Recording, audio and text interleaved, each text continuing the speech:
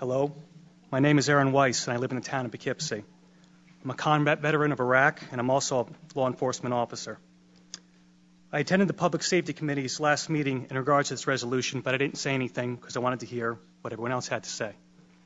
And I heard some shocking things from some people and some legislators. They said that it took a lot of courage to pass this SAFE Act. Apparently, my definition of courage differs from yours.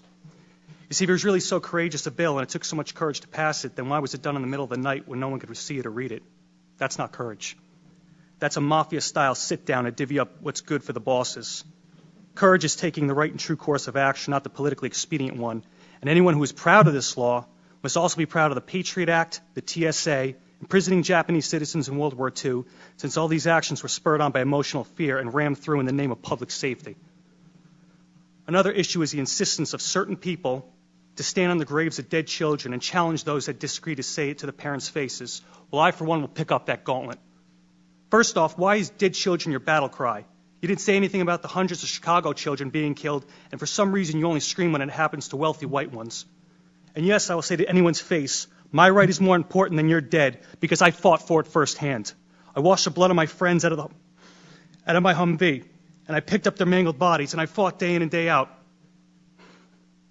I did more things that you people can't imagine. So yeah, my right trumps your dead. I earned it in blood. I gave up a lot for this country, including my youth, and better men than me gave up a whole lot more, so that all you, myself included, could enjoy the rights that are guaranteed to us in our Constitution and Bill of Rights. And we didn't go through all that to come back home and watch the surrender of what we fought for happen based on the demented actions of a couple madmen. So in closing, I would like to address specifically the legislators we all know who are going to vote against this resolution. I understand you will vote against this resolution based on some misguided sense of the public good. However, as a law enforcement officer, I'm curious to know about your true resolve. Since voting to take away someone's rights is totally different than being asked to enforce it, I want you to consider this.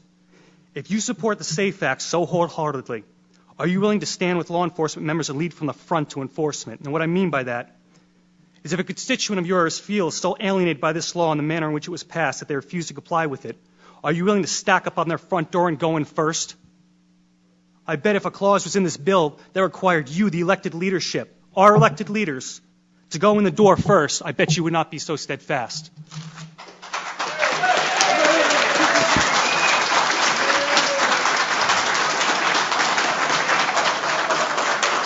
Can we have some quiet in the chambers, please, so we can continue on?